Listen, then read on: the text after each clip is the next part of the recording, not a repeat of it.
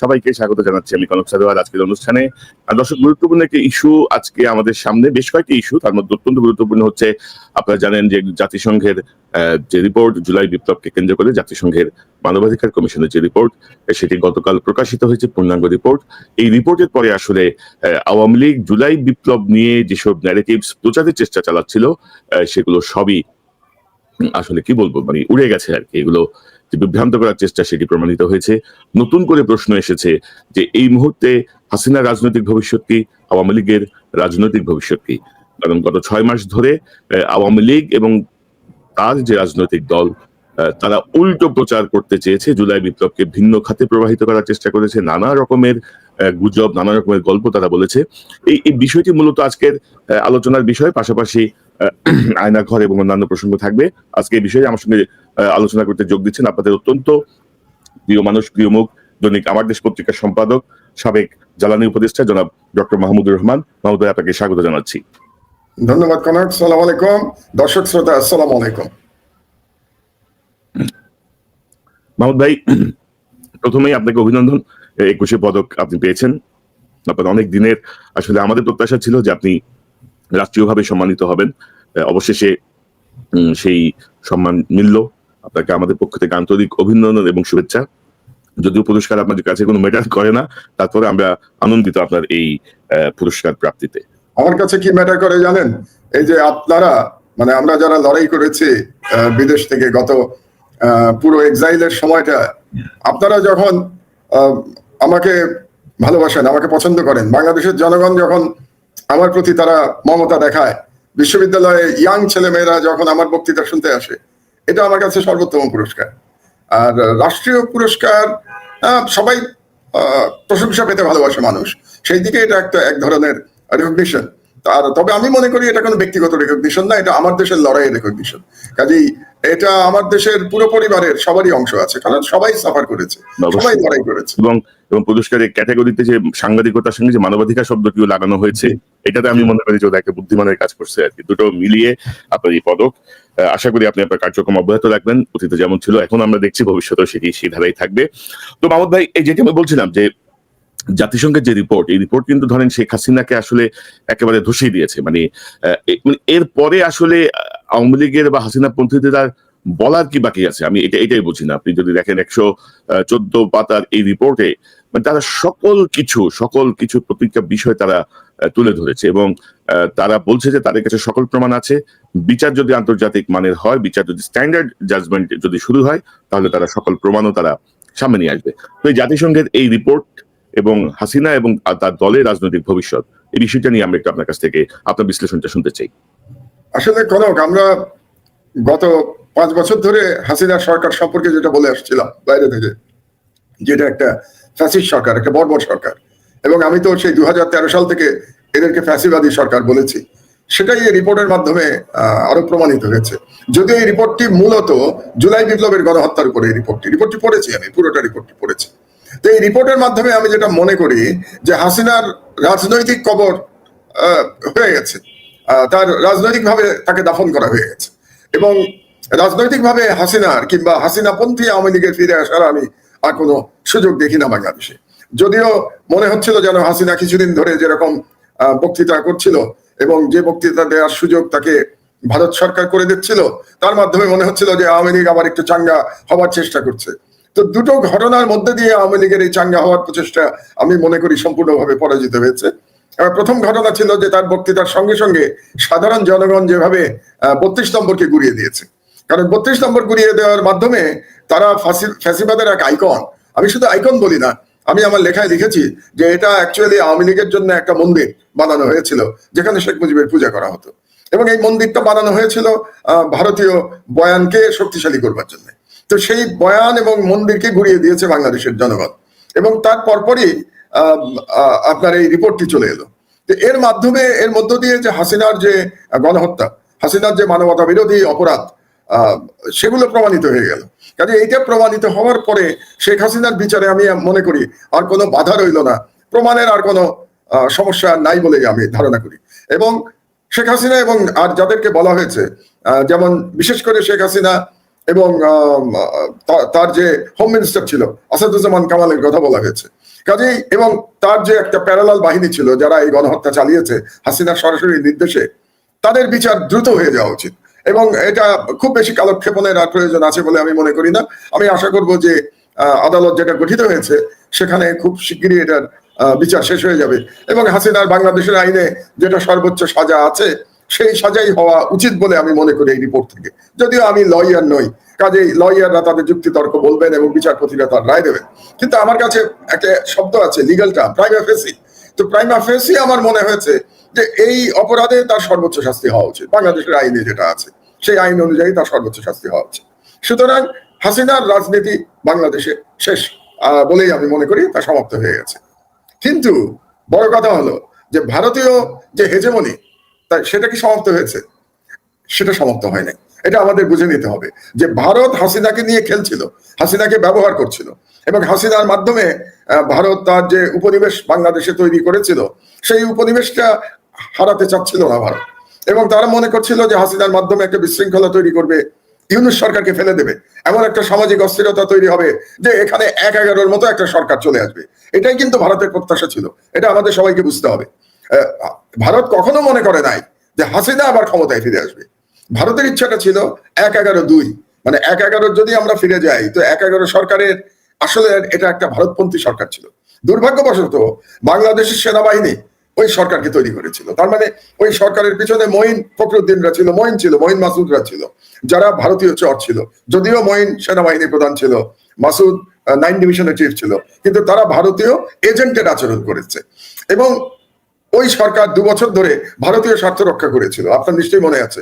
এবং ওই সরকারের যে মেকানিজম, তার মাধ্যমেই কিন্তু শেখ হাসিনা 2008 সালের ডিসেম্বরের এক ধরনের সাজানো নির্বাচনে বিপুল বিজয় নিয়ে হাসিনা সরকারে এসেছিল এবং এটার পিছনে সরাসরি কাজ করেছিল ডিজিএফআই এবং ভারত সরকার বা ভারতের ডিপ স্টেট। তাদের মাধ্যমে হাসিনাকে ভূমিধস বিজয় দেওয়া হয়েছিল সেই সময়। তো এখন ইন্ডিয়া জানে যে Hasina is now past tense, অতীত হয়ে গেছে, কিন্তু তাদের ইচ্ছা আবার ওই রকম একটা যদি মিলিটারি ব্যাকড ১/১১-২ সরকার করা যায় যারা আসলে ভারতীয় স্বার্থ সংরক্ষণ করবে। এই চেষ্টাটাই গত 6 মাস ধরে তারা করে এসছে। তো আমি ধন্যবাদ জানাই জাতিসংঘকে যে এই রিপোর্টের মাধ্যমে হাসিনাকে ব্যবহার করে যে ১/১১-২ সরকার করার যে ষড়যন্ত্র ভারত করছিল সেটা পরাভূত হয়েছে এবং এটার জন্য পুরো কৃতিত্ব জাতিসংঘের। এবং এখানে যারা মানবাধিকার নিয়ে কাজ করেছে তাদেরকে আপনার কৃতিত্ব দিতে হবে। আপনারা কাজ করেছেন বাইরে থেকে, আপনি করেছেন, পিনাকি করেছে, ইলিয়াস করেছে, এরা সবাই কিন্তু জানিয়েছে। ইউএনকে আমরা সবসময় জানিয়েছি, আপনারা জানিয়েছেন আপনাদের তরফ থেকে, আমি জানিয়েছি আমার মতো করে। কাজে ইউএনকে আগেই বলা হয়েছিল যে বাংলাদেশে কি হতে যাচ্ছে। ইউএন জানতো হাসিনার ক্যারেক্টারটা কি। বাংলাদেশ থেকে যেমন ধরুন একচেটিয়া অধিকার কাজ করেছে, মায়ের ডাক কাজ করেছে, এদের কাজ করার মাধ্যমে ইউএন এর মোটামুটি ধারণা হয়ে গেছিল হাসিনা সরকার সম্পর্কে। এবং এই গণহত্যা হওয়ার পরে যখন ফ্যাক্ট ফাইন্ডিং মিশন আসলো বাংলাদেশে, আপনি জানেন এটা ইউনূস সরকারের আমন্ত্রণে এসেছিল ফ্যাক্ট ফাইন্ডিং মিশন, এবং তারা এসে সবার ইন্টারভিউ নিয়েছে, আলামত সংগ্রহ করেছে, করার পরে এই বিশাল রিপোর্ট তারা তৈরি করেছে। এবং এই বিশাল ইটস অ্যান ইনডাইটমেন্ট, যে একেবারে হাসিনার বিরুদ্ধে সমস্ত অপরাধের একটা দলিল হিসেবে জাতিসংঘ করেছে। এবং বাংলাদেশের ইতিহাসে আজ পর্যন্ত এই ধরনের কোন শাসকের ব্যাপারে এই ধরনের কোন দলিল জাতিসংঘ করে নাই। এবং এই দলিল করার মাধ্যমে তারা ভারতীয় চক্রান্তকে পরাজিত করেছে। কিন্তু ভারত তার চেষ্টা চালিয়ে যাবে। আপনি কি মনে করেন ভারত যে একটি উপনিবেশ তৈরি করেছিল বাংলাদেশে, এত তাড়াতাড়ি সেই উপনিবেশকে কন্ট্রোল তারা ছেড়ে দেবে? তাদের চেষ্টা চালিয়ে যাবে তারা। কাজে আমাদের ইউনিটিটা রাখতে হবে এবং আমাদের কাজ কিন্তু চালিয়ে যেতে হবে, আপনার কাজ চালিয়ে যেতে হবে, যাতে করে ভারত সেটাতে সাকসেসফুল না হতে পারে। পিনাকি কাজ করছে, ইলিয়াসদের করতে হবে। আমার দেশে আমি যে কাজ করছি এখন বাংলাদেশের ভেতর থেকে, এই কাজটা আমাকে চালিয়ে যেতে হবে। আলহামদুলিল্লাহ আমি 2 মাস হয়নি এখন আমার পত্রিকার, কিন্তু আমি কাজগুলো চালিয়ে যাচ্ছি। আপনি নিশ্চয়ই খেয়াল করছেন আমার পত্রিকার নিউজগুলো, আপনি খেয়াল করছেন, ট্রিটমেন্ট খেয়াল করছেন, যে আমরা কিভাবে ট্রিটমেন্ট দিচ্ছি, জনগণকে কিভাবে জানানোর চেষ্টা করছি যে বাংলাদেশে কি হয়েছে। তো সব মিলে এটা একটা আমাদের জন্য একটা শুভ দিন গতকাল ছিল আর কি, যেদিন ইউএন এই রিপোর্টটা পাবলিশ করলো। সৌভাগ্যবশত আসলে একদিন আগেই রিপোর্টটা আমার হাতে এসেছিল, আমি একদিন আগে পেয়েছি। এই জন্য রিপোর্টের আপনি খেয়াল করেছেন পরপর 2 দিন কিন্তু লিড নিউজ ছিল আমার পত্রিকায়, এবং আগের দিন আমি ইঙ্গিত দিয়েছিলাম এবং আর হেডিং ছিল আপনি যদি খেয়াল করে থাকেন যে মূল হোতারা চিহ্নিত, গণহত্যার মূল হোতারা চিহ্নিত, এটা ছিল আমার প্রথম দিনের হেডিং। আর গতকালের হেডিং তো অবশ্যই ছিল যে হাসিনার কমান্ডে গণহত্যা। তো সুতরাং পরপর দুদিন আমরা বাংলাদেশের জনগণকে জানাতে পেরেছি যে শেখ হাসিনা কিভাবে সরাসরি নির্দেশ দিয়ে গণহত্যা চালিয়েছে। এবং ধরেন মাহমুদ ভাই, এরকম একটা রিপোর্ট, যে রিপোর্টটাকে বলা হচ্ছে যে এটা এই রিপোর্টের ভিত্তিতে নুরেমবার্গ ট্রায়ালের মতো একটা ট্রায়াল হতে পারে, জাতিসংঘের যে অকাট্য প্রমাণ, মানে এটাকে আপনি উড়াই দেওয়ার কোনো সুযোগ নাই। জাতিসংঘ যেভাবে তাদের অনুসন্ধান এবং ফরেনসিক করে, প্রত্যেকটা ছবির ফরেনসিক করে তারা কিন্তু একটা সিদ্ধান্তে উপনীত হয়েছে। তো এখন এর পরেও ধরেন আমরা দেখছি যে আওয়ামী লীগ ধরেন 32 নম্বর ভাঙার পর থেকে বিভিন্ন জনকে হুমকি ধুমকি দিয়ে বেড়াচ্ছে, হ্যান করবে ত্যান করবে, এই হবে সেই হবে, নানা রকমের। অর্থাৎ এদেরকে ফিরে আসার কোনো সুযোগ আপনি দেখেন? অনেকে বলে, যেমন কদিন আগে আলী রিয়া সাহেব বললেন আওয়ামী লীগ ক্ষমা চাইতে পারে, এই করতে পারে, ওই করতে পারে। আপনি কি কোনো স্কোপ দেখেন হাসিনার বা আওয়ামী লীগের প্রত্যাবর্তনের বা জনগণের কাছে যাওয়ার কোনো সুযোগ কি আপনি দেখেন? না, আমি এখানে ক্ষমা চাওয়ার তো কোনো সুযোগ নাই, কারণ এখানে তো ফৌজদারি অপরাধ হয়ে গেছে, তাই না? তারা গণহত্যা করে ফেলেছে, তো এবং গণহত্যার ডাইরেক্ট অর্ডারে হয়েছে হাসিনা। এখানে ক্ষমা তো পরের ব্যাপার। ক্ষমা চাইবে কারা? যারা সরাসরি গণহত্যার সাথে জড়িত ছিল না কিন্তু আওয়ামী লীগ সমর্থক ছিল, কিংবা আওয়ামী লীগ হয়তো দল করতো, তারা ক্ষমা চাইতে পারে যে আমাদের ভুল হয়েছিল যে আমরা আওয়ামী লীগ করেছিলাম। ক্ষমা চাওয়ার ধরনটা কিন্তু তাই হবে, তারা ক্ষমা চাইবে। শেখ হাসিনার বা যারা এই গণহত্যার পান্ডা, যারা খুনি হত্যাকারী, তাদের ক্ষমার তো আর কোনো প্রশ্ন এখানে আসে না, তাদের বিচার হতে হবে। ক্ষমার প্রশ্ন এখানে অপ্রাসঙ্গিক। কিন্তু যেটা আপনার খেয়াল করতে হবে যে বাংলাদেশের এক ধরনের সুশীল গ্রুপ আছে, তারা আবার বিবৃতি দেয়, এবং এবারও কিন্তু বিবৃতি দিয়েছে। এবং যারা বিবৃতি দিয়েছে 32 নম্বর ভাঙার পরে, আপনি খেয়াল করবেন এই দলটা কারা। এই দলটা আসলে লুকানো আওয়ামী লীগের। তারা আওয়ামী লীগের 15 বছর আওয়ামী ফ্যাসিবাদকে তারা সমর্থন জানিয়েছে। সুলতানা কামাল চক্রবর্তী, আমি একটা নামই যদি বলি, সুলতানা কামাল চক্রবর্তী আওয়ামী লীগের প্রত্যেকটা হত্যাকাণ্ডকে সমর্থন করেছে। শাপলা চত্বরে যে হত্যাকাণ্ড হয়েছিল সেটাকে সমর্থন করেছে। এবং আওয়ামী লীগের বিরুদ্ধে আপনি, আমি কিংবা অধিকার, আদিলুর রহমান খান, তিনি যখন রিপোর্ট করছিলেন বাংলাদেশ থেকে, এখন উপদেষ্টা আদিলুর রহমান খান, তিনি যখন জীবনের ঝুঁকি নিয়ে রিপোর্ট করছিলেন যে বাংলাদেশে কিরকম ভাবে মানবাধিকার হরণ হচ্ছে, তার বিরুদ্ধে সুলতানা কামাল চক্রবর্তী ভারতীয় পত্র পত্রিকায় সাক্ষাৎকার দিয়ে বলতো যে আদিলুর রহমান খানের কথা আপনারা বিশ্বাস করবেন না। আদিলুর রহমান খান বিএনপি আমলে কিছুদিন ডেপুটি অ্যাটর্নি জেনারেল ছিল। যেহেতু সে ডেপুটি অ্যাটর্নি জেনারেল ছিল 2001 থেকে 2006 মধ্যে, আমার মনে হয় বছর দুয়েক Adilur Rahman Khan deputy attorney general ছিলেন। এই কারণে সুলতানা কামাল চক্রবর্তী বলতে চাইতেন যে আদিলুর রহমান খানের কথা হচ্ছে প্রোপাগান্ডা, বাংলাদেশে কোনো হিউম্যান রাইটস ভায়োলেশন হচ্ছে না। অথচ সুলতানা কামাল চক্রবর্তী নিজেকে মানবাধিকার কর্মী দাবি করেন। তো আমি একটা এক্সাম্পল দিয়ে আপনাকে দেখালাম যে এই যে গ্রুপটা, যারা বেসিক্যালি আওয়ামী লীগের এবং কট্টর ভারতপন্থী এবং ভয়ানকভাবে ইসলাম বিদ্বেষী, তারা কিন্তু তাদের কর্মকাণ্ড অব্যাহত রাখবে এবং তারা চেষ্টা করবে আওয়ামী লীগকে পুনর্বাসন, এবং আওয়ামী লীগ পুনর্বাসনের সঙ্গে সঙ্গে তারা কিন্তু ভারতীয় যে হেজিমনি সেটাকে আবার বাংলাদেশে প্রবেশ করাতে চাইবে। তো সেটার ব্যাপারে আমাদের সতর্ক থাকতে হবে, জনগণকে সতর্ক থাকতে হবে এবং এদেরকে চিহ্নিত করতে হবে। আমরা তো এবার হত্যাকারীদের চিহ্নিত করলাম, কিন্তু হত্যাকারীদের যারা সমর্থক ছিল 15 বছর ধরে, যারা এই ফ্যাসিবাদকে গড়ে উঠতে সহায়তা করেছে, সিভিল সোসাইটি বলেন, মিডিয়া বলেন, জুডিশিয়ারি বলেন, কি বলে ব্যুরোক্রেসি বলেন, তাদের সবাইকে চিহ্নিত করতে হবে যে কারা 15 বছর ধরে এমন একটা ভয়ঙ্কর ফ্যাসিবাদ তৈরি হতে দিয়েছে বাংলাদেশে তাদের সমর্থনের কারণে, এবং তারা এই গণহত্যাকে সমর্থন করেছে। আপনার মনে আছে যখন গণহত্যা চলছে, মানে জুলাই মাসে যখন শুরু হয়েছে গণহত্যা এবং অব্যাহতভাবে চলছে, তখনও কিন্তু এই গোষ্ঠী আওয়ামী লীগকে সমর্থন করেছে। কাজে এদেরকেও আপনার চিহ্নিত করা দরকার সামাজিকভাবে, এদের এক ধরনের সাজা হওয়া দরকার সামাজিকভাবে। এবং মাহমুদ ভাই, 32 নম্বর ভাঙার পরে যে বিবৃতি বা যে কান্নাকাটি, মানবাধিকার রিপোর্টের পরে, জাতিসংঘের এই রিপোর্টের পরে কিন্তু আমরা কোনো সুশীলকে ওইভাবে দেখছি না, এটাকে সমর্থন করে বা আওয়ামী লীগের প্রতি নিন্দা জানিয়ে বা মানবাধিকারের ব্যাপারে সোচ্চার হয়ে কোনো কথা বলতে আমি এখনো দেখিনি। আপনি দেখেছেন কিনা আমি এখন পর্যন্ত তাদের কোনো সারা শব্দ নাই। এবং যারা 32 নম্বর ভাঙা নিয়ে এত কান্নাকাটি করলো, আমরা যদি একটু অতীতে ফিরে যাই, যখন বেগম খালেদা জিয়ার বাড়ি, যেটা জিয়াউর রহমান প্রেসিডেন্ট জিয়ার বাড়ি ছিল ক্যান্টনমেন্টে, সেই বাড়ি যখন ভেঙে গুড়িয়ে দেওয়া হলো এবং সেই বাড়িতে গুড়িয়ে দিল এবং এটা একটা লিগ্যাল বাড়ি ছিল খালেদা জিয়ার, তখন এই শ্রেণীকে কিন্তু আমরা একটা শব্দ উচ্চারণ করতে দেখি নাই। এবং আপনার আরেকটা মনে আছে কিনা যে পার্লামেন্টে, তথাকথিত পার্লামেন্ট, যেটা একটা ভুয়া পার্লামেন্ট ছিল 15 বছর ধরে, সেই পার্লামেন্টে আওয়ামী লীগের নেতারা অবিরত হুমকি দিত যে জিয়াউর রহমানের মাজারও গুড়িয়ে দেবে। আপনার কি মনে আছে যে জিয়াউর রহমানের মাজার এখান থেকে লাশ উঠিয়ে নিয়ে তারা ইয়েতে নিয়ে যাবে, বগুড়ায় নিয়ে যাবে, এই হুমকি কিন্তু প্রতিনিয়ত দেওয়া হতো। তখনও এদের মুখে আমরা কখনো প্রতিবাদ শুনি নাই। কাজেই এদের এই প্রতিবাদটা আসলে আর কিছু না, এই প্রতিবাদটা হচ্ছে আওয়ামী লীগকে পুনর্বাসন করার জন্য, কারণ এরা আওয়ামী লীগের একটা অংশ। এই সুশীল শ্রেণী, এই সাংবাদিক শ্রেণী, এবং এরা আওয়ামী লীগকে সমর্থন করে এসছে, এবং এরা বেসিক্যালি দুর্নীতিবাজও। এরা যে শুধু মানে ফ্যাসিবাদের সমর্থক তাই না, এরা কিন্তু করাপ্ট সব, এই সাংবাদিকরাও সব করাপ্ট, এটা আমাদের মনে রাখতে হবে। ইতিমধ্যে যেসব তথ্য আসছে ওই প্রসঙ্গে আমরা যাবো মাহমুদ ভাই। জি, আরেকটি গুরুত্বপূর্ণ বিষয় আমি একটু বলতে চাই, ধরেন এই অন্তর্বর্তীকালীন সরকারের এখন পর্যন্ত ধরেন মৃতের সংখ্যা নিয়েও কিন্তু ধরেন আমরা চূড়ান্ত কোনো ফিগার পাই নাই। জাতিসংঘ বলছে 1400 জন, এখন ডেফিনেটলি তারা 1400 জনকে হত্যার কথা বলছে, তার মধ্যে 13% হচ্ছে শিশু, মানে যাদের বয়স 18 বছরের নিচে। তো পাশাপাশি রিপোর্ট আরেকটা বিষয় এসছে যে আমাদের রাজনৈতিক দল জামাতে ইসলামী এবং ছাত্র শিবির তাদেরকে রেসপন্ড করে নাই প্রপারলি, আর্মি থেকেও রেসপন্ড করা হয়নি, আর্মি বা ডিজিএফআই থেকেও এই অনুসন্ধানে প্রপারলি রেসপন্ড করা হয়নি।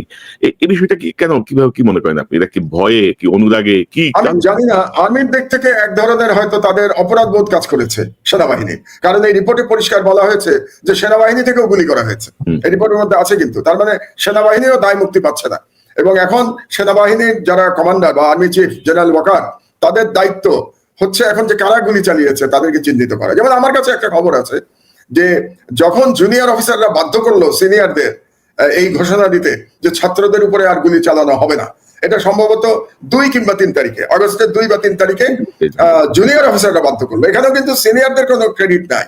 জুনিয়ররা বললো আমরা আর গুলি চালাতে পারবো না আমাদের ভাই বোনের উপরে, আমাদের সন্তানের উপরে। কিন্তু তারপরেও কোন কোন কমান্ডাররা এই ডাইরেকশন যেটা ছিল আর্মি চিফের যে আর গুলি চলবে না, এটাকে প্রত্যাখ্যান করে তারা গুলি চালিয়েছে। এবং তার মধ্যে একজন ব্রিগেডিয়ারও ছিল যার টেলিভিশনে যার সাক্ষাৎকার প্রচারিত হয়েছিল ওই সময়, এবং তিনি খুব অহমিকার সাথে বলেছেন যে আমরা সব ঠান্ডা করে দিচ্ছি, আমরা এই আন্দোলন আমরা থামিয়ে দেব। তো যারা 3 তারিখের সেই ঘোষণার পরেও, সেনা প্রধানের ঘোষণার পরেও যে আর গুলি চালানো হবে না সাধারণ জনগণের উপরে বা বিক্ষোভকারীদের উপরে বা ছাত্র জনতার উপরে, যারা গুলি চালিয়েছে তাদেরকে তো এখন আইনের আওতায় আনতে হবে। হয় সেনাবাহিনী নিজে কোর্ট মার্শাল করবে, অথবা তারা পুলিশের হাতে তুলে দেবে এদের বিচারের জন্য। তো আপনি যে প্রশ্নটা করলেন যে সেনাবাহিনী কেন নীরব থেকেছে, তাদের মধ্যে একটা অপরাধ বোধ ছিল, এবং এই অপরাধ বোধ তারা ঢাকতে চেয়েছে। কারণ এই সেনাবাহিনী তো আয়নাঘর তৈরি করেছিল, আমাদের ভুললে চলবে না। তো এই সেনাবাহিনী আয়নাঘরের স্রষ্টা ছিল। আর জামাতের প্রশ্ন বিভ্রান্তিকর, জামাত কেন রেসপন্ড করলো না? এটা জামাতের কিছু কিছু রাজনীতি কনফিউজিং এবং ভুল বার্তা দিচ্ছে। যেমন ধরুন জামাতের আমির ডক্টর শফিক কিছুদিন আগে লন্ডনে গিয়ে একটা সবাই বোধহয় বলেছিলেন যে আমাদের সবসময় ফ্যাসিবাদ ফ্যাসিবাদ এটা বলা উচিত না, প্রতিদিন ফ্যাসিস্ট বলা উচিত না, মানে সমাজে একটা তাতে এক ধরনের ঘৃণা তৈরি হবে, মানে উনি খুব ভালো ভালো কথা বলার চেষ্টা করছিলেন। তো এই সমস্ত কথার মাধ্যমে আসলে জামাতের আমির কি আওয়ামী লীগের ভোট পেতে চাচ্ছেন? আমি জানি না এটা কি কারণে তিনি এটা করেছেন, কিংবা তিনি কি ভারতকে খুশি করতে চাচ্ছেন। দুটোই কিন্তু ডেঞ্জারাস, আমি আপনাকে বলি। কারণ আমি তো বাংলাদেশে ধরেন 6 বছর পরে দেশে ফিরে আজকে প্রায় 4 মাস আমি তো বাংলাদেশের জনগণ এখন প্রচন্ড ভাবে দেশপ্রেমিক, আপনাকে এটা আমি গ্যারান্টি দিয়ে বলতে পারি। বিশেষত ইয়াং জেনারেশন, তাদের দেশপ্রেম অতুলনীয়। আপনি খুশি হয়ে যাবেন বাংলাদেশে আসলে, আপনার মন ভরে যাবে। আমার মন ভরে গেছে এই ইয়াং জেনারেশনকে দেখে, এরাই স্বাধীনতা রক্ষা করতে পারবে। এরকম একটা মানসিকতার মধ্যে যখন ইয়াং জেনারেশন, এই অবস্থার মধ্যে জামাত কিংবা বিএনপি তারা যদি আওয়ামী লীগ প্রশ্নে কিংবা ভারত প্রশ্নে কোনো নমনীয়তা দেখাতে যায়, তাহলে আমার ধারণা ইয়াং জেনারেশন তাদেরকে প্রত্যাখ্যান করবে, আমার ধারণা। কাজেই তাদের এই ধরনের সিদ্ধান্ত নেওয়ার আগে তরুণ সমাজ বাংলাদেশের কি চাচ্ছে এটা তাদের বোঝা উচিত। কাজে জামাত আজকে বোধহয় ক্লারিফাই করার চেষ্টা করেছে। তারা একটা সংবাদ সম্মেলন করে বলেছে যে জাতিসংঘ যে বলেছে এটা ঠিক না, কিন্তু এখন এটা বলে লাভ নাই। এটা বললেও জনগণ এটা আর অ্যাকসেপ্ট করবে না। যেহেতু জাতিসংঘ বলেছে যে জামাতের কাছ থেকে তারা সহযোগিতা পায় নাই, জনগণ কিন্তু ওটাই বিশ্বাস করবে।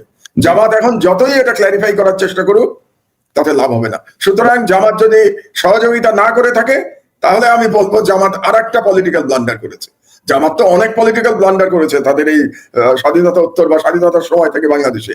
এর মধ্যে আর একটা ব্লান্ডার তারা করেছে জাতিসংঘের সাথে সহযোগিতা না করে, যদি তারা সহযোগিতা না করে থাকে।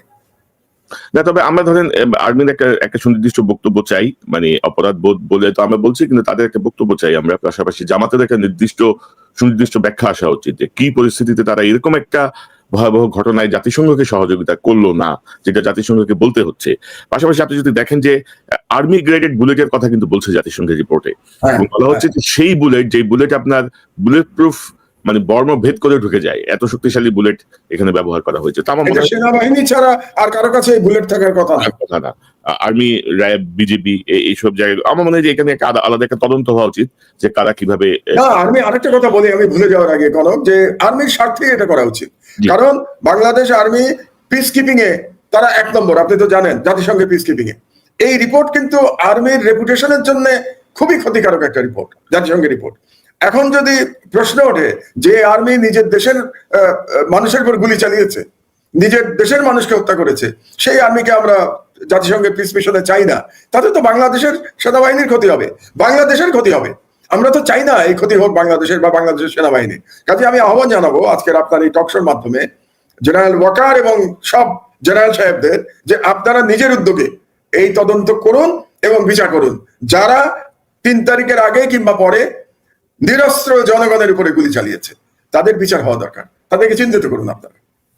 এবং শুধু এটা তো নয় মাহমুদ ভাই, আপনি তো জানেন যে এটা আরেকটা ঝুঁকি নিয়েছে বাংলাদেশ আর্মি, যে ধরেন আমাদের সেনাবাহিনী যে শুধু পিস কিপিং এ কাজ করে তা তো না, আমাদের এখান থেকে কিন্তু বহু এপিসি, বহু অস্ত্র, বহু কিছু ভাড়ায়ও খাটে কিন্তু বিভিন্ন দেশে। এটা থেকে বাংলাদেশটা ভালো আর্ন করে, গরিব দেশ হিসেবে এই সুযোগটা বাংলাদেশকে দেওয়া হয়েছে। তো এগুলো তো ঝুঁকির মুখে পড়ে যাচ্ছে যদি আপনি জাতিসংঘকে সহযোগিতা না করেন। তো মাহমুদ ভাই, আরেকটা প্রসঙ্গে চাই যে আয়নাঘর নিয়ে ব্যাপক আলোচনা হচ্ছে, ডক্টর ইউনূস যাবেন কি যাবেন না, কিভাবে যাবেন, কিভাবে যাওয়া ঠিক হবে কিনা, নানা রকমের ঘটনার পরে অবশেষে তিনি গেছেন। এবং আমরা বেশ কিছু জিনিস দেখলাম যে আয়নাঘরের বেশ কিছু সংস্কার করা হয়েছে, ছোট রুম ভেঙে বড় করা হয়েছে, হোয়াইট ওয়াশ করা হয়েছে। তো আমাকে সংশ্লিষ্ট গোয়েন্দা সংস্থা বা আর্মির সঙ্গে কাজ করেন এমন একজন বলছিলেন যে আসলে ওই যে মানে বড় কেউ যখন পরিদর্শনে আসে গাছের গোড়া সব সাদা করে ফেলে চুন দিয়ে, এটা আর্মির একটা কালচার, এটা আর্মির কালচার একটা সৌন্দর্য বৃদ্ধির জন্য। যদি একটা সময় নকশালদেরকে প্রতিরোধ করার জন্য যে গাছের গোড়া সাদা করে দেওয়া হয়েছে যেন কেউ লুকায় থাকতে না পারে, তো বলে যে এরকম কিছু একটা যেমন এটা কি ধরনের কথা, এটা কোনো যৌক্তিক কথা না। তো ওভারঅল আপনি কিভাবে দেখছেন এই ডক্টর ইউনূসের পরিদর্শন বা যে বিষয়গুলো আসছে আপনি কিভাবে দেখেন? আচ্ছা, প্রথম কথা হলো এই আয়নাঘরে আমি ছিলাম, আমি র্যাবের আয়নাঘরে ছিলাম, টিএফআই সেল যেটাকে আপনারা বলছেন, আমি ডিজিএফআই আয়নাঘরে ছিলাম না, র্যাবের আয়নাঘরে আমি ছিলাম। তো আমাকে নিয়ে যান নাই, গেলে আমি ইউনূস সাহেবকে দেখাতে পারতাম যে আমি কোথায় ছিলাম। আমার পরিষ্কার মনে আছে যে আমাকে কোথায় কি বলে চোখ বেঁধে এবং হাত করা পরিয়ে গারদের শিকের সাথে আটকে রাখা হয়েছিল। তো সেই কথাগুলো আমি বলতে পারতাম, এবং সেখানে যে টর্চার ইকুইপমেন্ট যেগুলো ছিল সেগুলো আমি দেখেছি, যদিও আমাকে টর্চার করা হয় নাই। এটা পরিষ্কারভাবে বলে দিই, আমাকে টর্চার করা হয়নি। আমাকে একদিন রাখা হয়েছিল চোখ বেঁধে, হাত করা পরিয়ে এবং শিকের সাথে ঝুলিয়ে। তো এই পর্যন্ত টর্চার আমাকে করা হয়েছিল, এবং ওই ধরনের কবরের মতো ঘরেই, কাজে আয়নাঘর আমার কাছে পরিচিত।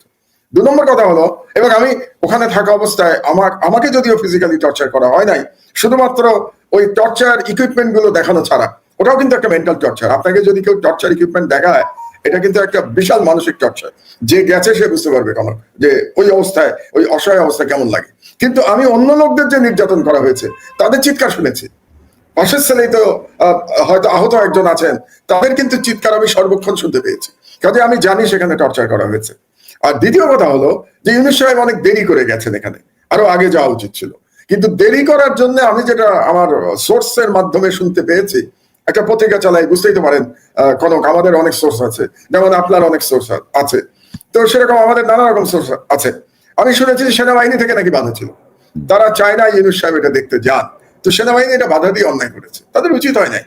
অন্যের অপরাধ আপনি কেন নিজের কাঁধে নিচ্ছেন? আমি ওয়াকার সাহেবকে এটাই বলবো, কারণ আমি বিশ্বাস করতে চাই যে উনি এইসব আয়নাঘরের দায়িত্ব ছিলেন না। তো উনি যদি আয়নাঘরের দায়িত্বে না থাকবেন, তাহলে এটা দেখলে সমস্যা কোথায়? তার তো উল্টা সহযোগিতা করা উচিত ছিল ইউনূস সাহেবকে, বরং ইউনূস সাহেবকে নিয়ে দেখানো উচিত ছিল, আর্মি চিফের নিজেরই উপস্থিত থাকা উচিত ছিল। এবং তারপরেও আমি বলবো, দেরিতে হলেও ইউনূস সাহেব গেছেন, বিদেশি সাংবাদিকদের নিয়ে গেছেন, এবং জনগণের কাছে এটা আরো পরিষ্কার হয়েছে। এবং কাকতালীয় ভাবে, এটাও কিন্তু ইন্টারেস্টিং কনক, যে দিনে ইউনূস সাহেব গেছেন ওই দিনেই কিন্তু জাতিসংঘ রিপোর্ট বের হয়েছে। কাজে এটা এক ধরনের কাকতালীয় ব্যাপার ঘটে গেছে। কিন্তু জনগণের কাছে পুরো যে টর্চার রেজিম যেটা ছিল, হাসিনার যে টর্চার কিলিং যে রেজিম ছিল, এটার চেহারা পরিষ্কার করে ফুটে উঠেছে জনগণের কাছে। কিন্তু আমার কাছে খারাপ লাগছে 2-1টা ব্যাপারে। এই যে ভিজিট হয়েছে, এটা নিয়ে আবার পলিটিক্স হচ্ছে, এটা আমার কাছে খুব দুর্ভাগ্যজনক মনে হচ্ছে। যেমন ধরো, এই ভিজিটকে কেন্দ্র করে কাকে নেওয়া হয় নাই আর কাকে নেওয়া উচিত ছিল, এটা নিয়ে একটা অনর্থক বিতর্ক তৈরি করা হয়েছে। এই বিতর্কটা অনভিপ্রেত, কারণ আপনি কাকে নিয়ে যাবেন? এরকম ভিকটিম তো অনেকে আছে, আপনি সব ভিকটিমকে কি নিয়ে যাবেন? যেমন আমি বললাম, আমিও তো ভিকটিম, আমাকে তো দেন নাই ইউনূস সাহেব, আমাকে তো বলেন নাই যে মাহমুদুর রহমান আপনি আসেন আমাদের সাথে, তো বলেন নাই, বাট ইটস অলরাইট, আমাকে বলতেই হবে এমন তো কোনো কথা নাই। তারপরে ভিকটিমের ফ্যামিলি নিয়ে কথা উঠছে, তো ভিকটিমের ফ্যামিলি নিয়ে যদি কথা ওঠে, কোনো ভিকটিমের ফ্যামিলি তো অনেক, আমরা তো জানি মিনিমাম 600 মানুষ গুম হয়ে গেছে, এবং আরো কয়েক হাজার এই আয়নাঘরে বন্দী ছিল। তো ফ্যামিলি নিতে গেলে তো আপনাকে হাজার হাজার লোক নিয়ে যেতে হবে, এবং এই কারণে একটা দাবি উঠতে শুরু করেছে যে আদিলুর রহমান খানকে পদত্যাগ করতে হবে। খুব দুর্ভাগ্যজনক, কারণ এই আদিলুর রহমান খান বাংলাদেশে সব থেকে বেশি মানবাধিকারের জন্য লড়াই করেছে। এই আদিলুর রহমান খান সেনাবাহিনীর মানে ডিজিএফ এর ভয় না পেয়ে এই আয়নাঘর এবং টর্চার দুনিয়ার সামনে তুলে ধরেছে দিনের পর দিন। এবং পুরো উপদেষ্টা পরিষদে যদি ব্যক্তিগতভাবে কেউ ভিকটিম হয়ে থাকে তাহলে সেটা আদিলুর রহমান খান। তিনি জেলে গেছেন, তার সহকর্মী জেলে গেছে, তাদের মামলায় সাজা হয়েছে, তো তিনি রিমান্ডে গেছেন, আর আজকে আদিলুর রহমান খানকে আপনি পদত্যাগ করতে বলছেন, এটা খুবই দুর্ভাগ্যজনক। কাজে আজকে দাবি ওঠা উচিত ছিল সবার পক্ষ থেকে যে আয়নাঘর যারা বানিয়েছে তাদের সাজা দিতে হবে, তাই না? আর্মির মধ্যে যারা আয়নাঘর বানিয়েছে তাদেরকে চিহ্নিত করতে হবে, পুলিশের মধ্যে যারা আয়নাঘরে নিয়ে মানুষ খুন করেছে তাদেরকে চিহ্নিত করতে হবে, তাদের বিচার হতে হবে। তা না করে আমরা যে বিতর্ক তৈরি শুরু করেছি যে কে গেল আর কে গেল না, এতে করে আমাদের লড়াইটা দুর্বল হচ্ছে। আমাদের যে মানবাধিকারের জন্য লড়াই, যে আবার যেন কোনো ফ্যাসিবাদ বাংলাদেশে না আসে, আর কোনো সরকার যেন এইভাবে মানুষের উপরে জুলুম না চালায়, এই লড়াইটা ক্ষতিগ্রস্ত হচ্ছে। এইটা বলতে গিয়ে আমাকে নিল না কেন, আমাকে সম্মান দিল না কেন, এই লড়াইতে আমাদের মানে আমি একজন বর্ষিয়ান নাগরিক হিসাবে সবাইকে বলবো, দয়া করে আপনারা এই অনর্থক কাদা ছোড়াছুড়ি করবেন না, ঐক্যবদ্ধ থাকুন। এবং আমরা সবাই মিলে বলি যে ওই যে বলে না যে নেভার এগেইন, আর যেন কখনো এই ধরনের কোন সরকার বাংলাদেশে না আসে, এটাই আমাদের চাওয়া উচিত। তবে মাহমুদ ভাই, আপনি যেটি বলছিলেন যে অন্যের অপরাধের দায় কেন আর্মি আসলে ঢাকতে চাচ্ছে বা নিতে চাচ্ছে, এখন তো ধরেন তদন্ত আরেকটা হওয়া উচিত যে কারা এই ছোট ছোট রুম ভেঙে বড় করলো, কারা এটাকে হোয়াইট ওয়াশ করলো, এটাও আইডেন্টিফাই করা দরকার। কারা আলামত নষ্ট করলো, মানে ধরেন যে সেনাবাহিনীতে যারা চাকরি করে তারা কি জানে না যে আলামত কত গুরুত্বপূর্ণ? তাদেরকে তো এগুলো সব পড়ানো হয়, তাদের ট্রেনিং এর মধ্যেই এগুলো থাকে। এবং ধরেন সেনাবাহিনীর সম্মান যেটি গেছে গত 2009-এর 1/11 থেকে, এই হাসিনার পুরো রেজিমে আর্মিকে যেভাবে মেলাইন করা হয়েছে, মানে কি বলবো, মানে জনগণের বিপক্ষে অসম্মানের জায়গায় নিয়ে যাওয়া হয়েছে, সেটি রিগেইন করার জন্য আসলে এটা একটা খুব ভালো সময় আর কি। মানে 10-15 জন সেনা কর্মকর্তাকে রক্ষা করতে যে পুরো সেনাবাহিনীর উপরে দায় চাপিয়ে আমার মনে হয় যে এটা ঠিক হচ্ছে না আর কি। মানে একেবারেই ঠিক। এবং এটা আমার কাছে অদ্ভুত যুক্তি মনে হচ্ছে কারণ যখন শেখ হাসিনার আমলে দুই জেনারেলকে ধরে নিয়ে যাওয়া হলো কেন? তথাকথিত 10 ট্রাক অস্ত্র মামলা, এবং দুজন জেনারেলকে নিয়ে তারা কিন্তু রাষ্ট্রীয় দায়িত্ব পালন করেছিল, তারা কিন্তু কাউকে হত্যা করে নাই, তারা মারে নাই, তারা আয়নাঘর বানায় নাই। তাদেরকে বলা হলো যে তারা 10 ট্রাক অস্ত্র ভারতে স্মাগলিং করছিল, ভারতের বিদ্রোহীদের কাছে নাকি তারা পাঠাচ্ছিল। এই অপরাধে যখন দুজন জেনারেলকে জেলখানায় নিয়ে তাদেরকে পুলিশ রিমান্ডে নিয়ে ফিজিক্যাল টর্চার করা হয়েছে, আমি জানি তাদেরকে ফিজিক্যাল টর্চার করা হয়েছে, তখন সেনাবাহিনীর মান যায় নাই। আর আজকে আপনি আয়নাঘরের যারা স্রষ্টা, আয়নাঘরে যারা মানুষকে জুলুম করেছে, যারা মানুষকে হত্যা করেছে, তাদেরকে ধরলে পরে আপনাদের ইজ্জত যাচ্ছে। ইন্ডিয়ার কাছে যখন দেশ আপনারা তুলে দিয়েছেন স্বাধীনতা, তখন আপনাদের ইজ্জত যায় নাই। আমি নামই বলি, জেনারেল তারেক সিদ্দিকী সম্পর্কে আজকেই আমি শুনছিলাম তার বাড়িতে নাকি বস্তা বস্তা টাকা নিয়ে যাওয়া হতো। এবং আজকে আমাকে একজন রিটায়ার্ড জেনারেল আজকে আমাকে বলে গেছেন, তার নাম বলছি না আমি, কারণ আমি অনেক কিছু নিয়ে তদন্ত করছি। তিনি বলে গেছেন তারেক সিদ্দিকীর বাড়িতে বস্তা বস্তা টাকা পাঠানো হতো, এবং তারেক সিদ্দিকী সেই টাকা, তার স্ত্রীও সেই টাকা ম্যানেজ করতেন, যেটা কিন্তু কর্নেল শহীদও বলেছিল লন্ডন থেকে, তারেক সিদ্দিকীর স্ত্রীর কথা। এবং এই তারেক সিদ্দিকী নিজে ঠিক করতো কোন সেনাবাহিনীর অফিসারকে সাজা দেওয়া হবে, কাকে আর্মি থেকে বের করে দেওয়া হবে, মিথ্যা অপবাদ দেওয়া হবে, কাকে মানে প্রমোশন দেওয়া হবে। এবং এই তারেক সিদ্দিকী রয়ের সাথে মিলে বাংলাদেশ সেনাবাহিনীকে 15 বছর ধরে ধ্বংস করেছে। তখন সেনাবাহিনীর মনে হয় নাই যে তাদের প্রতিবাদ করা উচিত? তখন সেনাবাহিনীর ইজ্জত যায় নাই? যখন তথাকথিত বিডিআর বিদ্রোহে যখন সেনাবাহিনীর অফিসাররা ম্যাসাকার্ড হয়েছে, আর মঈন এবং অন্য জেনারেল সাহেবরা চুপ করে দাঁড়িয়ে দাঁড়িয়ে তামাশা দেখেছেন, তখন সেনাবাহিনীর ইজ্জত যায় নাই? আর আজকে ইজ্জত যাচ্ছে, এই আয়নাঘর পরিদর্শনে গেলে ইজ্জত যাচ্ছে, আয়নাঘর যারা বানিয়েছে তাদেরকে সাজা দিলে ইজ্জত যাচ্ছে সেনাবাহিনীর। এটা কেমন ইজ্জত? আমি তো এই ইজ্জতের কোনো মানে বুঝতে পারছি না। বরং আমি মনে করি বর্তমান সেনাবাহিনী যারা চালাচ্ছেন, সেনাপ্রধান সহ, তাদের দায়িত্ব এই অপরাধের কোনো দায়ভার না নেয়া। তাদের বলা উচিত সবাই মিলে আমরা এর জন্য দায়ী না, এবং এর জন্য যারা দায়ী তাদের বিরুদ্ধে আমরাই ব্যবস্থা নেব। আপনারা ব্যবস্থা নেন, আপনারা কোর্ট মার্শাল করেন, তাদেরকে কোর্ট মার্শাল করে তাদেরকে বিচারের আওতায় আনেন। এবং মাহমুদ ভাই, কোনোটাই কিন্তু অপারেশন অর্ডার করে সুনির্দিষ্ট দায়িত্ব দেয়া না, প্রত্যেকেই অতি উৎসাহী ভূমিকায় যে হাসিনার গুডবুকে ওঠার জন্য, ব্যক্তিগত লাভালাভের জন্য এই বিষয়গুলোর সঙ্গে যুক্ত হয়েছিলেন। যতটুকু তাই না, হাসিনার কল রেকর্ড আছে আমার কাছে, কনক হাসিনার কল রেকর্ড আছে। হাসিনা কল রেকর্ডে সেনাবাহিনীর কর্মকর্তাদের, পুলিশকে এবং র্যাবকে নির্দেশ দিচ্ছে হেলিকপ্টার থেকে গুলি করার জন্য।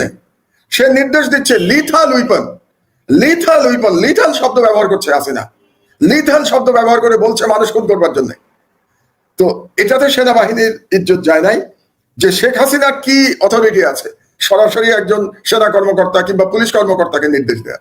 কোন আইনে সে নির্দেশ দিতে পেরেছে? এটা কিন্তু ইউএন রিপোর্টে আছে যে হাসিনা একটা প্যারালাল, কি বলবো, এক ধরনের প্যারালাল কমান্ড স্ট্রাকচার তৈরি করেছিল হাসিনা, প্যারালাল কমান্ড স্ট্রাকচার। ওই কমান্ড স্ট্রাকচারের মাধ্যমে হাসিনা গণহত্যা চালিয়েছে। এই কারণেই কিন্তু আজকে আমার দেশে আমরা হেডলাইন করেছি যে হাসিনার কমান্ডে জুলাই গণহত্যা। আজকের হেডলাইনটা তো আপনি একটু আগে দেখালেন দর্শকদের। সে প্যারালাল কমান্ড স্ট্রাকচার, প্রবাবলি ওই প্যারালাল কমান্ড স্ট্রাকচার জেনারেল ওয়াকারকে বাইপাস করে সে করেছে। তো যদি বাইপাস করে থাকে, জেনারেল ওয়াকারকে বাইপাস করে, তো জেনারেল ওয়াকার কেন এটার দায়িত্ব নেবেন? তিনি কেন সেই সমস্ত অফিসারকে কোর্ট মার্শাল করবেন না যারা তার অর্ডার অবহেলা করে শেখ হাসিনার নির্দেশে কাজ করেছে? এটাই আমার প্রশ্ন। এখন আসলে আমার কাছেও মানে বিষয়গুলো খুব একটু মানে কি বলবো, খুবই জটিল এবং মনে হচ্ছে আর কি, যে আমার কাছে মনে হচ্ছে যে সেনাবাহিনী কেন এই দায়গুলো নিচ্ছে। এটা একটা সুযোগ সেনাবাহিনীকে নতুন করে রিবিল্ড করার। যে বদনামে তারা ভাগী হয়েছেন 2009-এর 1/11 থেকে 5ই আগস্ট পর্যন্ত, বা 5ই আগস্টের আগে, বা 5ই আগস্টের যে ভূমিকা, যেভাবেই হোক যে ভূমিকা, তাতে জনগণ স্বাগত জানিয়েছে এবং এটি বোধহয় ঠিক হচ্ছে না। আশা করি তারা যদি ভাবেন, আমার মনে হয় যে ভালো হবে। আর মাহবুব, আপনি যদি দেখেন যে আয়নাঘরের এই বিভৎসতা বা এই বিবরণ যেগুলো ধরেন আমরা আগে থেকে আসছিল, আজকে তো আর আয়নাঘর রিবিল্ড হয়নি, আগে থেকে আসছিল। আয়নাঘরে জানেন, একটু মনে করিয়ে দিই কনক আপনাকে, 2010 সালে আমাকে 2010 সালে আয়নাঘরে নেওয়া হয়েছিল। অলমোস্ট 15 বছর কবে থেকে চিন্তা করেন, এখন আমার আর কিছু বলার প্রয়োজন নাই। তো আপনি যদি দেখেন যে এখনো আপনি যদি মাহমুদ ভাই দেখেন যে আওয়ামী লীগের পক্ষ থেকে আয়নাঘরটাকে একটা নাটক হিসেবে বলা হচ্ছে, কোনো আয়নাঘর নাই, এগুলো বানানো হয়েছে। ওই যে স্টিলের যে শক দেওয়ার যে চেয়ার, ওই চেয়ারটা নাকি নতুন করে বানায় নিয়ে যাওয়া হয়েছে। মানে এগুলো পরে আমি ভাবছিলাম যে যারা এই কথাগুলো বলছে, মানে তারা বা তাদের আত্মীয় পরিজন, বন্ধু বান্ধব, স্বজন, কেউ যেন কখনো জীবনে, মানে আল্লাহ মাফ করুক, এরকম পরিস্থিতি যেন মুখোমুখি না হতে হয় আর কি। মানে চেয়ারের কথা আপনাকে বলি একটু, এটা আমার ব্যক্তিগত অভিজ্ঞতার কথা। আপনি তো জানেন সচরাচর আমি ব্যক্তিগত প্রসঙ্গ উঠাই না, মানে আমার উপর দিয়ে কি কি গেছে এটাকে আপনাদেরকে আমি বলেছি, আমি বলি নাই কিন্তু আজকে কথা প্রসঙ্গে বলছি আর কি। এই যে চেয়ারের গল্প বললেন না, যে চেয়ার বানানো হয়েছে 2010 সালে, যেদিন আমাকে ডিবির রিমান্ড শেষ করে আমাকে পাঠানো হয়, সম্ভবত সেদিন, তখনই কিন্তু আয়নাঘরে গেছিলাম আমি। তারপরে শেষ দিনে কি মনে করে, তখন যিনি ডিবির প্রধান ছিলেন, তার নাম ভুলে গেছি আমি, ভদ্রলোক খুব লম্বা এবং গায়ের রং বেশ কালো এবং স্বাস্থ্যবান, মানে বাঙালি হিসেবে, না মনিরুল তো অত লম্বা চড়া না, এটা অন্য আরেকজন ছিলেন ডিবির প্রধান, খুবই লম্বা চড়া ছিলেন, খুবই লম্বা চড়া, আনইউজুয়াল বাংলাদেশিদের তুলনায়। যাই হোক, তিনি আমাকে কি বলেছিলেন জানেন? শেখ হাসিনা নিজে জিজ্ঞাসা করেছে, ওই যে চেয়ারের কথা বললেন না, ওই চেয়ারে আমাকে চড়ানো হয়েছে কিনা, ওই চেয়ারে আমাকে ঘোরানো হয়েছে কিনা, এটা শেখ হাসিনা নিজে জিজ্ঞাসা করেছে 2010 সালে।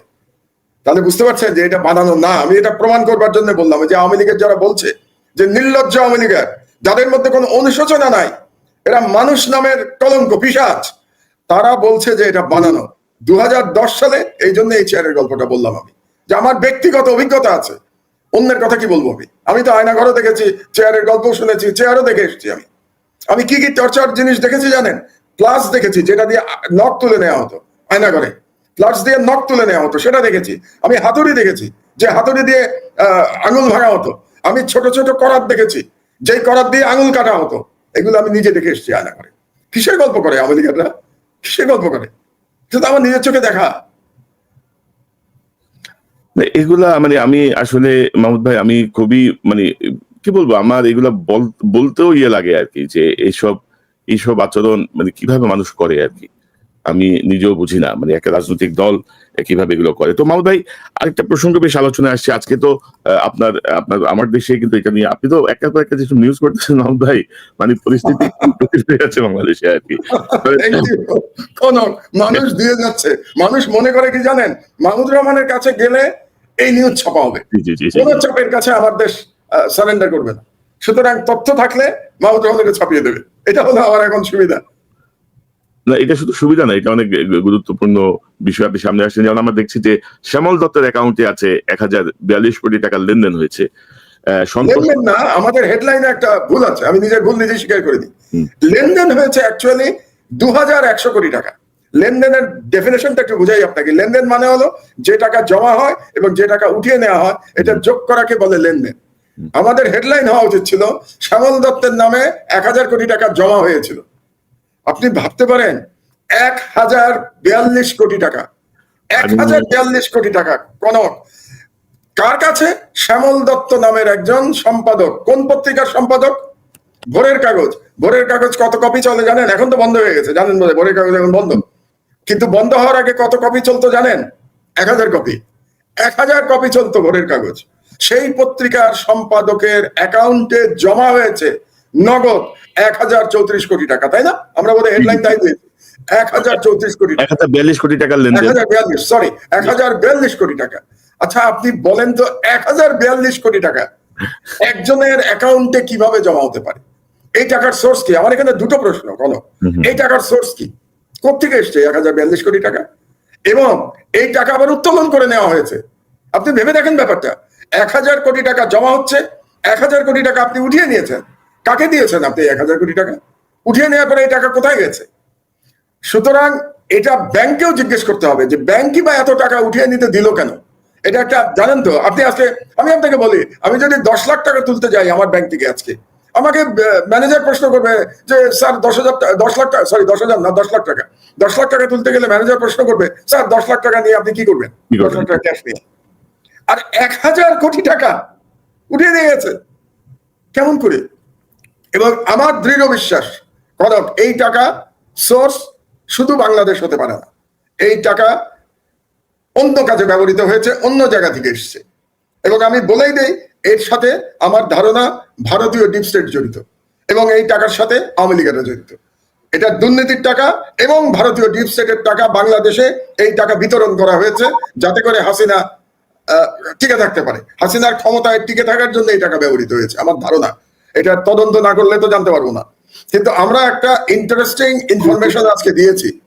এখন শ্যামল দত্ত তো জেলেই আছে, এখন রাষ্ট্রের দায়িত্ব, সরকারের দায়িত্ব বের করা যে 1042 কোটি টাকা শ্যামল দত্ত কোথা থেকে পেয়েছিল এবং শ্যামল দত্তের এই টাকা কোথায় গেছে। এটা তো শ্যামল দত্তই জানে যে কোথা থেকে সে টাকা পেয়েছিল, কোথা থেকে গেল।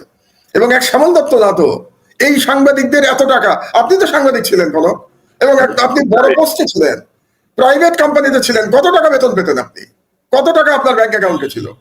না, এবং আমি যেটা দেখছি যে আজকে অ্যাকর্ডিং টু আপনার পত্রিকার সংবাদ অনুযায়ী ধরেন সন্তোষ শর্মার অ্যাকাউন্টে 58 কোটি, আলমগীর হোসেন সমকালী সাবেক সম্পাদক বিডি নিউজের প্রথম মালিক যে 32 কোটি, অশোক চৌধুরী 32 কোটি, সৈয়দ প্রধান কবির, অশোক চৌধুরী তো অনেক টাকা। অশোক চৌধুরী কত টাকা?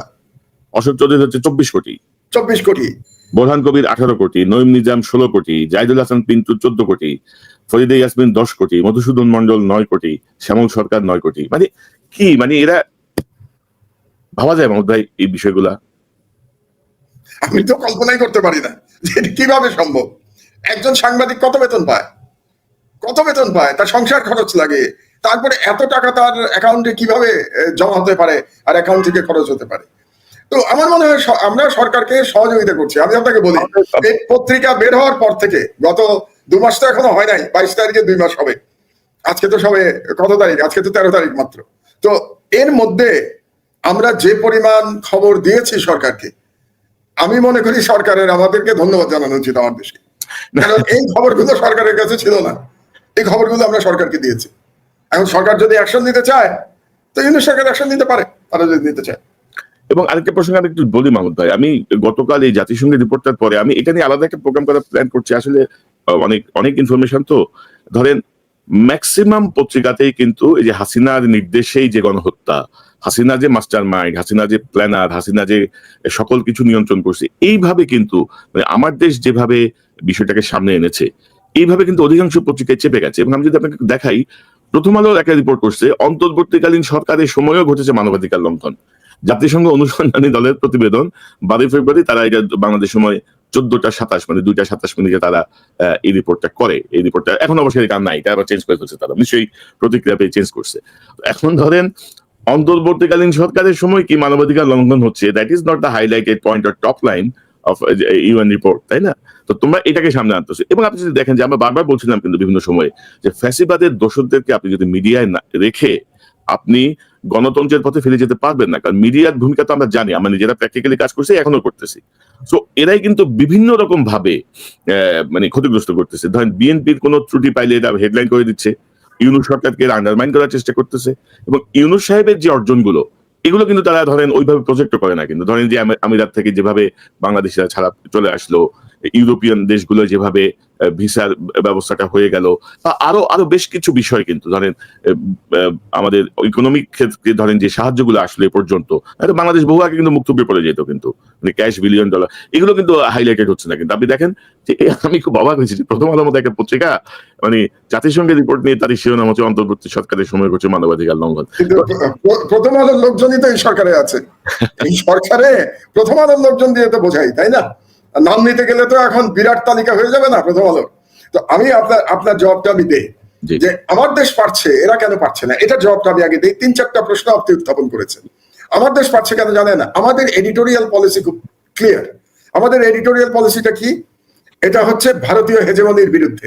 ভারতের বিরুদ্ধে না, কিন্তু আমার কথাটা খেয়াল করুন, ভারতীয় হেজেমনির বিরুদ্ধে আমার দেশের এডিটোরিয়াল পলিসি। এক, আওয়ামী সন্ত্রাসীর বিরুদ্ধে, আওয়ামী ফ্যাসিবাদের বিরুদ্ধে। 2, 3 নম্বর হচ্ছে মুসলমানদের মূল্যবোধের পক্ষে, মুসলমানদের মূল্যবোধের পক্ষে। 4, ইসলামোফোবিয়ার বিরুদ্ধে। এই 4টা মোটা দাগে হলো আমাদের আরেকটা বলা দরকার, 5 নম্বর হলো গুড গভর্নেন্সের পক্ষে, সুশাসনের পক্ষে। এই 5টা হলো আমাদের মূল এডিটোরিয়াল পলিসি। তো আমি আমার পত্রিকা বন্ধ হয়ে গেছিল 11 বছর আগে, এই পলিসির উপরেই আমার পত্রিকা বন্ধ হয়েছে। আমি পত্রিকা আবার চালু করলাম 11 বছর পরে, একই এডিটোরিয়াল পলিসি নিয়ে আমি পত্রিকা শুরু করেছি। এবং আমার কলিগরা তারা আমার এই এডিটোরিয়াল পলিসির সাথে তারা একমত, তারা একাত্মতা বোধ করে। এই জন্য আমাদের পক্ষে নিউজ কন্টেন্ট তৈরি করা খুব সহজ, কারণ আমরা কম্প্রোমাইজ করি না। অন্যদের ব্যাপারে কি হয়েছে জানেন? 15 বছর ধরে এরা ফ্যাসিবাদদের চাটুকারিতা করেছে, বাংলাদেশের মিডিয়া ফ্যাসিবাদকে পরিপুষ্ট করেছে, ফ্যাসিবাদ দ্বারা উপকৃত হয়েছে, দুর্নীতির অংশ হয়েছে তারা। এখন যখন ছাত্র জনতা বুকের রক্ত ঢেলে বাংলাদেশের পরিবর্তন ঘটিয়েছে, তখন তারা হঠাৎ করে এডিটোরিয়াল পলিসি চেঞ্জ করতে পারছে না। তারা তো মাথা বিক্রি করে দিয়েছিল হাসিনার কাছে এবং ইন্ডিয়ার কাছে। অধিকাংশ পত্রিকা, অধিকাংশ মিডিয়া মাথা বিক্রি করা মিডিয়া। এই জন্য তারা পারছে না। এই যে নতুন যে একটা পরিস্থিতি তৈরি হয়েছে, নতুন যে এনভায়রনমেন্ট, তার সাথে অ্যাডজাস্ট করতে পারছে না রে ভাই। অ্যাডজাস্ট করতে না পারলে নিউজ দেবে কি করে? ওদের এডিটোরিয়াল পলিসি তো আগের জায়গায়, ইন্ডিয়ার দালালি, ফ্যাসিবাদের দালালি, দুর্নীতির পক্ষে। তো এখন হঠাৎ করে কিভাবে চেঞ্জ করবে? এই জন্য আপনি অন্য পত্রিকার সাথে আমার দেশের বিরাট পার্থক্য দেখতে পাচ্ছেন। এটা গেল একটা। দ্বিতীয় হলো, যেটা খুব মজার ব্যাপার, এই সাংবাদিকরা এখন ভোল পাল্টাচ্ছে। ভোল পাল্টে তারা একদল ঢুকে গেছে ইউনূস সরকারের ভিতরে, এদের মধ্যে একদল ইউনূস সরকারের মধ্যে ঢুকে গেছে, আর এক দল বিএনপির উপরে সওয়ার হচ্ছে। এই শাহবাগী যে গ্রুপ ছিল, আমাদের যে লড়াই ছিল, শাহবাগের ফ্যাসিবাদের বিরুদ্ধে আমার দেশের যে লড়াই ছিল, এই শাহবাগের পুরো গ্রুপটা মোটামুটি 2 ভাগ হয়ে, 1 ভাগ বিএনপির উপরে সওয়ার হয়েছে, আর 1 ভাগ ইউনূস সরকারে ঢুকে গেছে। তো আমাদের বিপদের জায়গাটা হচ্ছে যে আপনার এই আমাদের যে লড়াইটা একাকী লড়াই ছিল 2013 সালে, সেই ইয়ের সময়, গণজাগরণ মঞ্চের সময় আমরা যেমন একাকী লড়াই করেছি, এখনো কিন্তু আমাদের অবস্থান মোটামুটি একাকী। এই জন্য দেখবেন আমাদের প্রতি এই সরকারও সন্তুষ্ট না, আমাদের প্রতি বিএনপিও সন্তুষ্ট না, আমাদের প্রতি জামাতও পুরোপুরি সন্তুষ্ট না। কারণ হচ্ছে এই যে একটু আগে যেমন জামাতের আমরা সমালোচনা করছিলাম, আপনি আর আমি, ইউএন রিপোর্টের ইস্যু নিয়ে আমরা সমালোচনা করলাম না, আমরা বললাম না যে জামাত ভুল করেছে। কাজে আমরা যে পজিশনটা নিয়ে রেখেছি, এই পজিশনে আমাদের কোনো বন্ধু নাই, কিন্তু আমরা কমিটেড, দেশের মানুষের কাছে আমরা কমিটেড। তো এই জন্য আমি একটু দুশ্চিন্তাগ্রস্ত যে বর্তমান সরকারেও যদি ফ্যাসিবাদের দোসররা ঢুকে পড়ে, এবং বিএনপির উপরেও যদি সওয়ার হয়ে যায়, তাহলে আগামী নির্বাচনের পরে মানুষের তো ধারণা বিএনপি ক্ষমতায় আসবে, এবং তাই আসার কথা। বিএনপির যদি জনপ্রিয়তা চিন্তা করি আমরা, তার অর্গানাইজেশনাল স্ট্রেংথ চিন্তা করি, তাহলে বিএনপির ক্ষমতায় আসার কথা। তাহলে বিএনপির উপরে তো শাহবাগীরাই থাকবে, এবং দেখবেন এই শাহবাগীরা তখন বিএনপির উপরে থেকে ওই শ্যামল দত্তের মতো 1000 কোটি টাকা কামিয়ে ফেলেছে। আপনি অসম্ভব না। এবং দেখবেন এই শ্যামল দত্তরা বড় বড় পজিশন পেয়ে গেছে বিএনপির আমলে। আপনি অবাক হবেন না কিন্তু কোনো, এটার জন্য মানসিক প্রস্তুতি নিয়ে রাখেন যে তখনও হয়তো দেখবেন এরাই ভালো ভালো জায়গায় বসে আছে। আমি একটা বিষয় লক্ষ্য করছি যে বিএনপির মধ্যে কিছু পরিবর্তন আমি দেখছি, তাদের কথার টোনে বা আগের অবস্থান বা এখনকার অবস্থানে কিছু পরিবর্তন আসছে।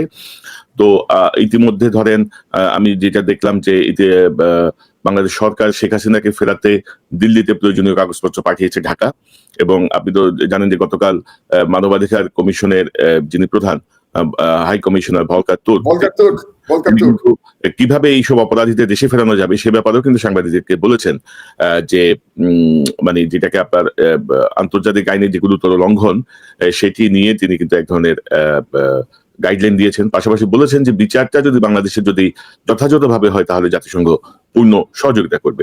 তো আমি একটু অপেক্ষা করি, দেখি কোন দিকে যায়। আর আপনি যে বিষয়গুলো বললেন, ভারতের সাথে তো আমাদের বিরোধ নাই, বিরোধ হচ্ছে ভারতের হেজিমনির বিপক্ষে, আমাদের স্বাধীনতা সার্বভৌমত্বের উপর হস্তক্ষেপ বা আমাদের কাছ থেকে আমাদেরকে তাদের মানে স্টেটের মতো ডিল করার যে প্রবণতা, তারা তাদের নিজস্ব রাজ্যকে এভাবে ডিল করতে পারে না যেভাবে হাসিনা।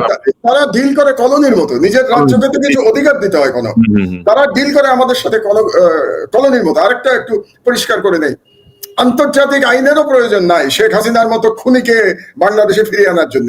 আপনি তো জানেন ভারতের সাথে বাংলাদেশ হাসিনার আমলেই বন্দি প্রত্যর্পণ চুক্তি করেছে, মানে বন্দি বিনিময় চুক্তি আমরা যেটাকে বলি, এই চুক্তি করা হয়েছে শেখ হাসিনার আমলে। তা যদি হয়ে থাকে এবং সেই চুক্তি যদি বলবৎ থাকে, ওই চুক্তির আলোকে তো আমি এখন শেখ হাসিনাকে ফিরিয়ে আনতে পারি। বাংলাদেশ সরকারের যেটা কর্তব্য, ইমিডিয়েটলি ইন্টারপোলে এখন রেড নোটিশ দেয়া, তার নামে অ্যারেস্ট ওয়ারেন্ট দিয়ে শেখ হাসিনার নামে ইন্টারপোলের রেড নোটিশ দেয়া। ইন্টারপোলের রেড নোটিশ দিয়ে দিলে এবং ইউএনের রিপোর্টের পরে, আমার ধারণা, সরকারে একসময় ছিলাম এই জন্য আমার ধারণা এই রিপোর্টের পরে ইন্টারপোল বাধ্য রেড নোটিশ অ্যাকসেপ্ট করার জন্য বা রেড নোটিশ মানে ঘোষণা করবার জন্য। তো রেড নোটিশ যদি ঘোষণা হয়ে যায়, ভারতের সাথে যেহেতু আমাদের বন্দি বিনিময় চুক্তি আছে, তো তার আলোকে আমি হাসিনাকে নিয়ে আসতে পারি।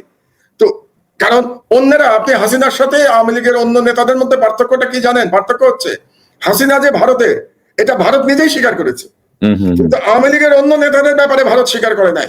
So India is under international obligation to hand over Hasina to us, because India স্বীকার করেছে যে হাসিনা তাদের কাছে আছে।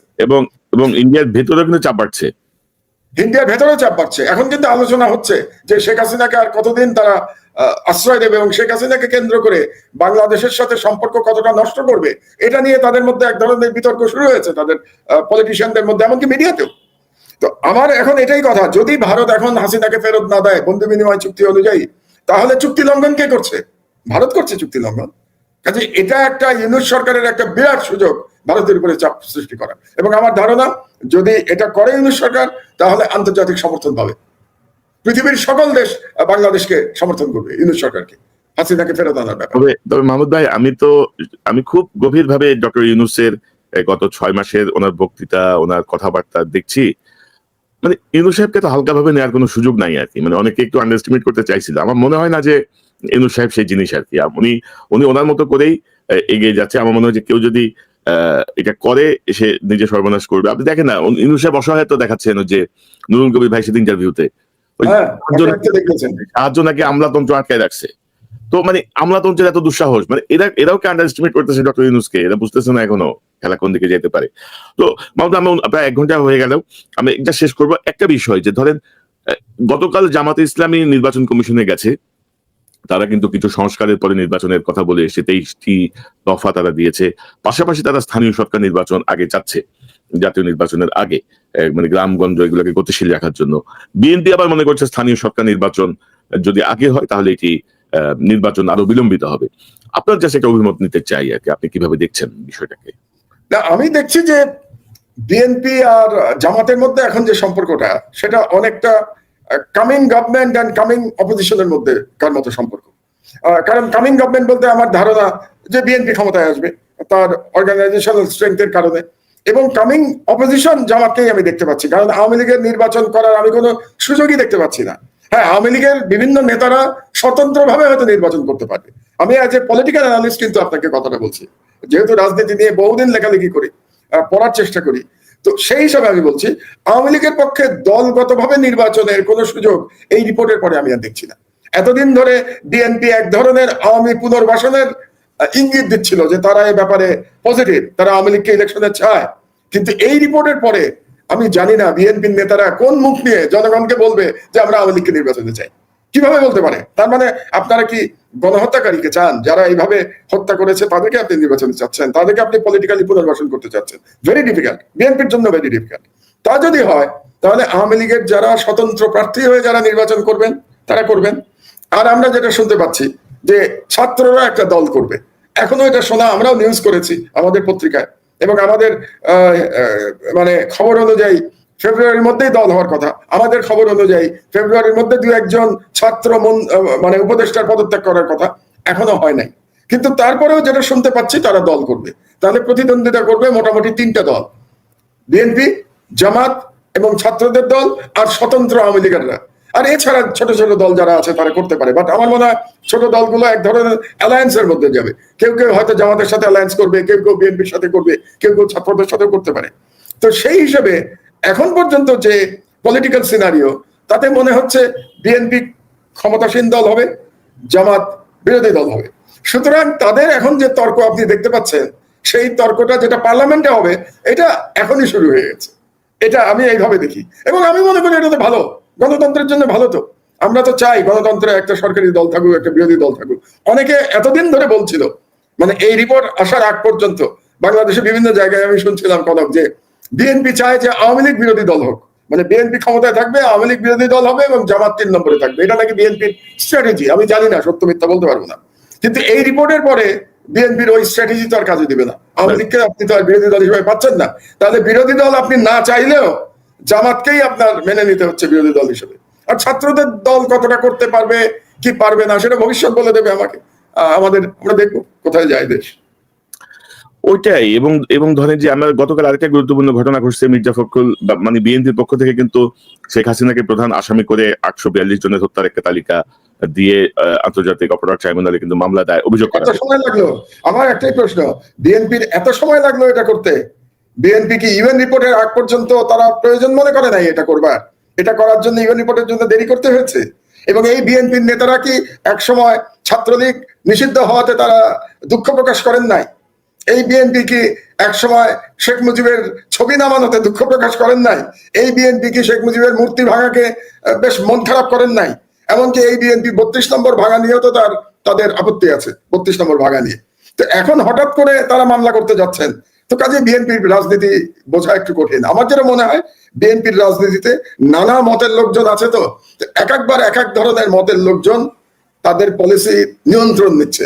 এখন কে কখন নিয়ন্ত্রণ নেবে, কোন পন্থীরা কখন নিয়ন্ত্রণ নেবে বিএনপিতে, এটা বোঝা মুশকিল। তো আমরা দেখতে থাকি, আমরা মিডিয়ার লোক, আপনি আমি মিডিয়ার লোক, দেখতে থাকি। আমার অবজারভেশন, আপনি নিশ্চয়ই একমত হবেন যে 6 মাস পরে হাসিনা বক্তব্য দিবে, এই ঘটনাকে কেন্দ্র করে যা ঘটলো বাংলাদেশে, সেকেন্ড ওয়েভ বলবো আমি বিপ্লবে, ছাত্র জনতার যে বিপ্লব তার সেকেন্ড ওয়েভ, এর মাধ্যমে ছাত্র জনতা কিন্তু আওয়ামী লীগের প্রতি অনমনীয়তা প্রদর্শন করেছে এবং দেশের মানুষও সেটিকে সমর্থন করেছে। এবং এখন কিন্তু আন্দোলন শুরু হয়েছে আওয়ামী লীগকে নিষিদ্ধ করার। তো আমার মনে হয় যে ছাত্র জনতার যে সজাগ অবস্থান, সেটিকে প্রধান সকল রাজনৈতিক দলেরই উপলব্ধি করেই তাদের রাজনৈতিক কৌশল ঠিক করা উচিত, না হলে কিন্তু তারাও ক্ষতিগ্রস্ত হবেন। আমি এতটুকু এখান থেকে বলতে চাই। মাহমুদ, আপনার শেষ মন্তব্য জানতে চাই। আমি যেটা বলতে চাই যে আওয়ামী লীগের প্রশ্নে আমাদের এই রাজনৈতিক দলগুলোর মধ্যে একটা একতা থাকা প্রয়োজন। মানে বিপ্লবকে সবারই ধারণ করা উচিত, জুলাই বিপ্লবকে সবারই সমর্থন করা উচিত। সেখানে ক্রেডিট নেওয়া নিয়ে একটা কম্পিটিশন চলছে, এটা কি বিএনপির ক্রেডিট নাকি এটা শুধুমাত্র ছাত্রদের নাকি এটা জামাতের ক্রেডিট, এটা নিয়ে একটা রাজনৈতিক কম্পিটিশন থাকতেই পারে। কিন্তু বাংলাদেশের স্বাধীনতার প্রশ্নে তাদের একতাবদ্ধ থাকা উচিত, এবং এটার জন্য আমি আমার সাধ্য মতো আমি জোর দিয়ে বলে যাব যে আপনারা রাজনৈতিকভাবে যতই বিবাদ করুন না কেন, বাংলাদেশের সার্বভৌমত্বের প্রশ্নে এবং আওয়ামী ফ্যাসিবাদের প্রশ্নে আপনারা ঐক্যবদ্ধ থাকুন। জি, ডক্টর মাহমুদুর রহমান, আপনাকে অসংখ্য ধন্যবাদ আপনার মূল্যবান সময়ের জন্য। আমি নিশ্চয়ই নিকট ভবিষ্যতে আবার আপনাকে পাবো, অন্যান্য গুরুত্বপূর্ণ বিষয় নিয়ে আমরা কথা বলবো। তো ভালো থাকুন, আবারও দেখা হবে ইনশাল্লাহ। দর্শক এতক্ষণ যারা এই অনুষ্ঠান শুনলেন নিশ্চয়ই আপনার এই আলোচনা মর্মার্থ উপলব্ধি করতে সক্ষম হবেন। সিচুয়েশন একদম পরিষ্কার ছবি দেখা যাচ্ছে জাতিসংঘের যে রিপোর্ট এবং তার যে প্রভাব বাংলাদেশের রাজনীতিতে। আশা করি আওয়ামী লীগ পন্থী যারা আছেন, আওয়ামী লীগের যারা আছেন, তারা বিষয়টাকে জটিল না করে, পরিস্থিতিকে জটিল না করে বাস্তবতা মেনে নিয়ে তারা আসলে তাদের কর্মসূচি ঠিক করবেন। কারণ শেখ হাসিনা আর ফিরে আসতে পারবে না রাজনীতিতে, এটাই বাস্তবতা। শুধু রাজনীতিতে না, পুরো পৃথিবী জুড়েই শেখ হাসিনা এখন আসলে একঘরে হয়ে পড়েছেন। বিশেষ করে জাতিসংঘের রিপোর্টের যে তীব্রতা, জাতিসংঘের রিপোর্টের যে গুরুত্ব, আমি এই রিপোর্টটি আমার ডেসক্রিপশনে দিয়ে দেবো, পিডিএফ আপনারা পড়ে দেখতে পারেন। যে তীব্রতা, যে ভয়াবহ বিবরণ জাতিসংঘের, এরপরে আসলে পুরো পৃথিবী জুড়েই শেখ হাসিনা এবং আওয়ামী লীগের জন্য রাজনীতিটা একটু কঠিনই হয়ে গেছে বলা চলে। আশা করি বাস্তবতা মেনে নেবেন। ছাত্র জনতার অভ্যুত্থানের মাধ্যমে, বিপ্লবের মাধ্যমে আমাদের যে অন্তর্বর্তীকালীন সরকার, সেই সরকারও যথাযথভাবে কাজ করছে না। তারাও আশা করি আরো সক্রিয় হবেন গণতন্ত্রের পথে এবং প্রয়োজনীয় কিছু সংস্কারের মাধ্যমে। বিশেষ করে ফ্যাসিস্টদের দোষরদের ব্যাপারে তাদের আরো কঠোর ভূমিকা আমরা প্রত্যাশা করি। কারণ ফ্যাসিস্টদের দোষরদেরকে তোষণ করে বা পালন করে এই বিপ্লবের ফল কোনোভাবেই সফল হবে না। দর্শক, এই চ্যানেলটি সাবস্ক্রাইব করে আমাদের পাশে থাকুন, এই চ্যানেলের মেম্বারশিপ নিয়ে আমাদের পাশে থাকুন। আবারও দেখা হবে ইনশাল্লাহ। আসসালামু আলাইকুম। ওয়ালাইকুম প্রিয় দর্শক, আশা করি পুরো ভিডিওটি দেখেছেন এবং বুঝতে পেরেছেন। কথা বললেন আমাদের সবার পরিচিত প্রিয় মুখ, জনপ্রিয় ব্যক্তিত্ব ডক্টর কনক সরোয়ার, নিউজ থেকে ডক্টর কনক সরোয়ার, এবং সবার পরিচিত প্রিয় মুখ আমার দেশ পত্রিকার সম্পাদক, সাবেক জ্বালানি উপদেষ্টা মাহমুদুর রহমান।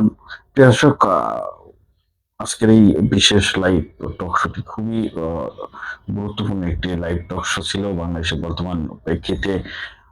এই লাইভটি করার জন্য ডক্টর কনক সরোয়ার এবং মাহমুদুর রহমান স্যারকে জানাই অনেক অনেক ধন্যবাদ এবং তাদের জন্য রইল শুভকামনা। দর্শক, বিগত স্বৈরাচার শেখ হাসিনার সরকারে এই দুজন ব্যক্তি কিভাবে নির্যাতিত হয়েছে, নিপীড়িত হয়েছে আপনারা সবাই দেখেছেন। দুজনই দেশ ছাড়া ছিল। যদিও আমাদের পত্রিকার সম্পাদক মাহমুদুর রহমান তিনি দেশে এসেছেন এবং তার যে পত্রিকা, সে পত্রিকা এখন কিন্তু বেশ খ্যাতি অর্জন করেছে, আবারও ছাপা হচ্ছে। অনেকে ডক্টর কনক সরোয়ার এখনো দেশে আসেনি, কেন দেশে আসেনি, কি জন্য দেশে আসেনি, এই বিষয়গুলো নিয়ে জনমনে রয়েছে অনেক কথা, অনেক প্রশ্ন। হয়তো তিনি দেশে আসলেই সব বোঝা যাবে, বা তিনি দেশে আসবেন কিনা এই বিষয়ে সন্দেহ রয়েছে। এসব বর্তমান বাংলাদেশের পরিস্থিতি নিয়ে আলোচনা করা হলো। আজকের এই লাইভ টক শোটি আপনাদের কাছে কেমন লেগেছে অবশ্যই কমেন্টে জানাবেন। সবাই ভালো থাকবেন, সুস্থ থাকবেন। ভিডিওটি শেষ করছি। আসসালামু আলাইকুম।